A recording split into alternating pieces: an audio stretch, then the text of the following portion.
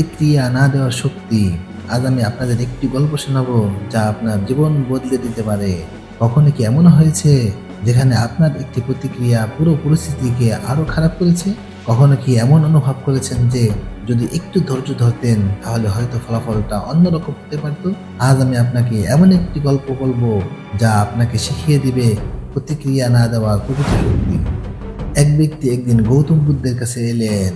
তার মনে একটা প্রশ্ন, আমি কিভাবে আমার আবেগ নিয়ন্ত্রণ করতে পারি? উনি বললেন, জনাব, আমি খুব সহজেই রেগে যাই। সামান্য কিছু হলেই আমার মেজাজ বিগড়ে যায়।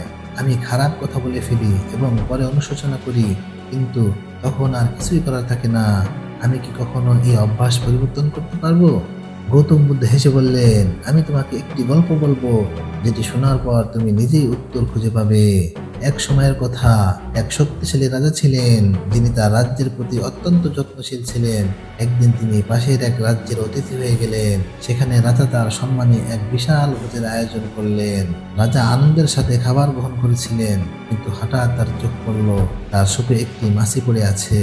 তিনি সাথে সাথে রেগে গেলেন, খাবার ফেলে দিলেন এবং রাগান্বিত হয়ে বললেন, এই ধরনের অবস্থা আমি সহ্য করতে পারবো না।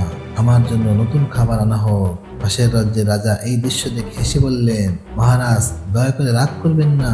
আপনার মেজাজ মাছিটি নষ্ট করেনি, বরং আপনার প্রতিক্রিয়া এটি নষ্ট করেছে। আপনি আপনার আবেগ নিয়ন্ত্রণ করার ক্ষমতা রাখেন, আবেগকে আপনার নিয়ন্ত্রণ করতে দেবেন না। রাজা একটু থমকালেন। তিনি প্রথমবার ভাবলেন, আমি কি আসলেই এই সামান্য জিনিসের জন্য আমার আনন্দ বিসর্জন দিলাম? তারপর তিনি উপলব্ধি করলেন যে তিনি তার নিজের মনের উপর নিয়ন্ত্রণ হারিয়ে ফেলেছেন। তিনি প্রতিক্রিয়া দেখিয়ে পরিস্থিতিকে আরো খারাপ করেছেন। সেই মুহূর্তে তিনি প্রতিজ্ঞা করলেন তিনি কখনো তুচ্ছ বিষয়ে অযথা প্রতিক্রিয়া দেখাবেন না। অন্য এক জায়গায় মাইকেল নামে এক যুবক ছিলেন যিনি খুব সহজেই রেগে যেতেন। সামান্য কিছু হলেই তিনি প্রতিক্রিয়া দেখাতেন এবং তার বলা কথা প্রায় সম্পর্কের টানাপোড়েন তৈরি করত। একদিন তিনি উপলব্ধি করলেন যে তার প্রতিক্রিয়াগুলোই তার জীবনের সবচেয়ে বড় সমস্যা। তিনি একটি নতুন সিদ্ধান্ত নিলেন। যখনই তিনি এমন কোনো পরিস্থিতির সম্মুখীন হবেন যা সাধারণত তাকে রেগে দিবে, তিনি এক ধাপ পেছনে সরে দাঁড়াবেন এবং কয়েকটি গভীর শ্বাস নেবেন। তারপর তিনি পরিস্থিতি শান্তভাবে বিশ্লেষণ করে চিন্তাশীল প্রতিক্রিয়া দেবেন। প্রথম দিকে এটি তার জন্য কঠিন ছিল, কিন্তু ধীরে ধীরে তিনি তার অভ্যাস পরিবর্তন করতে পারলেন। তিনি ধ্যান এবং সচেতনতা অনুশীলন শুরু করলেন এবং দেখলেন তার মন শান্ত হচ্ছে। অল্প কয়েক মাসের মধ্যে তার জীবন বদলে গেল। তিনি আর ছোটখাটো ব্যাপারে উত্তেজিত হতেন না। আর চারপাশের মানুষরা তার নতুন ধৈর্য ও শান্ত মনোভাব দেখে অবাক হয়ে গেলেন।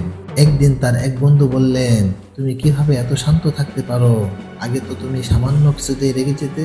মাইকেল মৃদু হেসে বললেন, আমি শিখেছি যে প্রতিক্রিয়া দেওয়ার আগে এক মুহূর্ত থামা কতটা গুরুত্বপূর্ণ।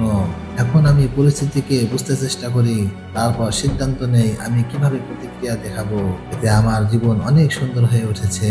প্রিয় বন্ধুরা আমার, আমরা এই গল্প থেকে কি শিক্ষা পেলাম? এই দুটি গল্প আমাদের শেখায় যে আমরা আমাদের পরিস্থিতিকে নিয়ন্ত্রণ করতে পারি না, কিন্তু আমরা কিভাবে প্রতিক্রিয়া জানাবো তা নিয়ন্ত্রণ করতে পারি। রাগ, দুঃখ, হতাশা এসব আমাদের জীবনের অবিচ্ছেদ্য অংশ, কিন্তু প্রতিটি মুহূর্তে আমাদের হাতে একটি সুযোগ থাকে। আমরা কি হঠাৎ প্রতিক্রিয়া দেখাবো নাকি চিন্তা করে বুদ্ধিমানের মতো কাজ করব? যে ব্যক্তি তার প্রতিক্রিয়া নিয়ন্ত্রণ করতে শিখেছে সে সত্যিকারের শক্তিশালী। সে রাজার মতো জীবনের প্রতিটি মুহূর্তে জয় করতে পারে। তাই আজ থেকেই আমরা এই অনুশীলন শুরু করি, প্রতিক্রিয়া না দেওয়ার শক্তি অর্জন করি।